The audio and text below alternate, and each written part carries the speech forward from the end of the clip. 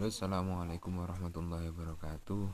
Perkenalkan, saya Fatih Wahyu Alam, mahasiswa Unisnu Temanggung semester 1, Prodi Ekonomi Syariah. Dalam video kali ini kita akan membahas apa itu ciri-ciri teks akademik. Ciri-ciri teks akademik antara lain: 1.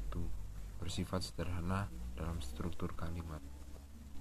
Apa sih sifat sederhana struktur kalimat itu?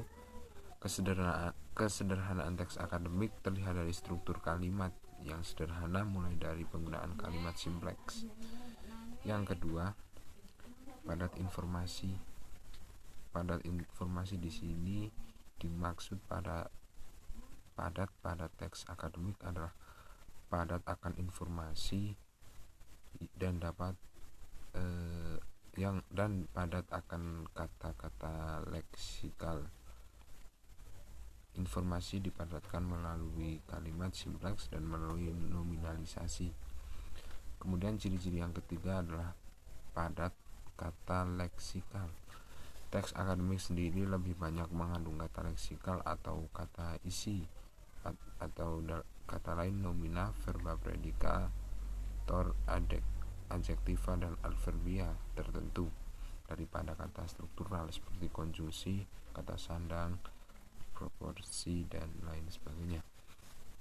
Semakin ilmiah suatu teks, maka semakin besar pula kandungan kata-kata leksikalnya. Kemudian ciri-ciri yang nomor 4 adalah banyak memanfaatkan nominalisasi.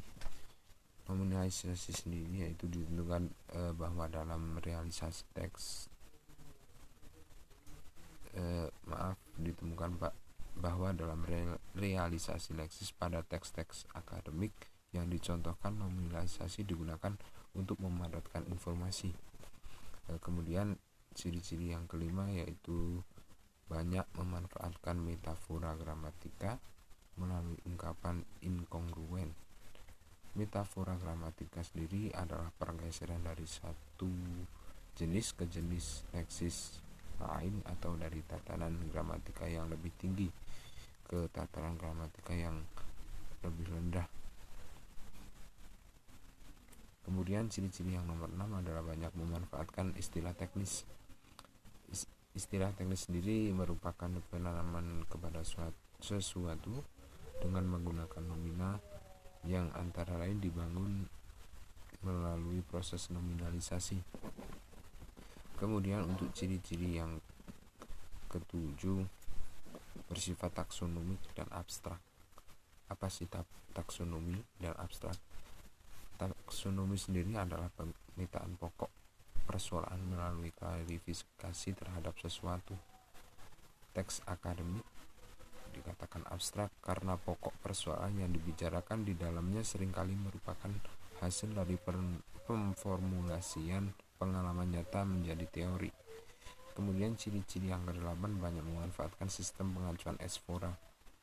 Pengacuan eksfora dimanfaatkan pada teks akademik untuk menunjukkan prinsip generalitas bahwa benda yang disebut dalam kelompok nomina tersebut bukan benda yang mengacu kepada penyebutan sebelumnya. Kemudian kita sampai dengan ciri-ciri yang nomor 9, yaitu banyak memanfaatkan proses relasional identifikasi dan proses relasional atributif. Apa sih proses relasional identifikatif? Proses relasional identifikatif sendiri merupakan alat yang baik untuk membuat definisi atau identifikasi terhadap sesuatu. Dan apa sih proses relasional atributif? Proses relasional atributif sendiri adalah alat yang baik untuk membuat deskripsi dengan menampilkan sifat, ciri, atau keadaan benda yang dideskripsikan tersebut.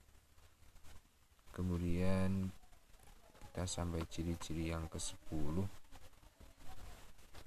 Ciri-ciri yang ke-10 sendiri yaitu bersifat monologis dengan banyak mendaya gunakan kalimat indikatif deklaratif. Sifat monologis pada teks akademik mengandung arti bahwa teks tersebut informasi kepada pembaca dalam satu arah, berarti enggak dua arah, hanya satu arah. Kemudian yang ciri-ciri nomor 11 yaitu memanfaatkan bentuk pasif untuk menekankan pokok persoalan, bukan pelaku dan akibatnya. Teks akademik menjadi objektif, bukan subjektif. Penggunaan bentuk pasif pada teks akademik dimaksudkan untuk menghilangkan pelaku manusia, sehingga unsur kalimat yang berperan sebagai subjek dijadikan pokok persoalan yang dibicarakan di dalam teks tersebut. Kemudian ciri-ciri yang nomor 12 yaitu seharusnya tidak mengandung kalimat minor. Apa sih kalimat minor? Kalimat minor sendiri adalah kalimat yang tidak lengkap atau kurang. Kalimat minor kekurangan salah satu dari unsur pengisi subjek atau predikat. Jadi subjek dan predikatnya itu kurang atau enggak penting. Kemudian ciri-ciri yang nomor 13, seharusnya tidak mengandung kalimat gramatika. Apa sih kalimat gramatika? Kalimat gramatikal adalah kalimat yang secara gramatikal mengandung kekuatan atau kelebihan unsur-unsur tertentu. Kemudian yang nomor 14 atau yang terakhir dari ciri-ciri teks akademik yaitu tergolong ke dalam genre faktual, bukan genre fiksional atau asli, bukan buatan. Dalam kata lain berarti ditulis berdasarkan kenyataan empiris, bukan pada rekaan atau khayalan. Jadi sesuai dengan apa yang terjadi, bukan hanya katanya tapi faktanya. Sekian penjelasan teks ciri-ciri akademik dari saya. Semoga bermanfaat buat saya dan juga kalian semua. Kepada yang menonton video ini, terima kasih. Kurang lebihnya saya mohon maaf, dan itu kesalahan saya sendiri. Ada lebihnya itu dari Allah. Semoga apa-apa yang kita lakukan bisa bermanfaat.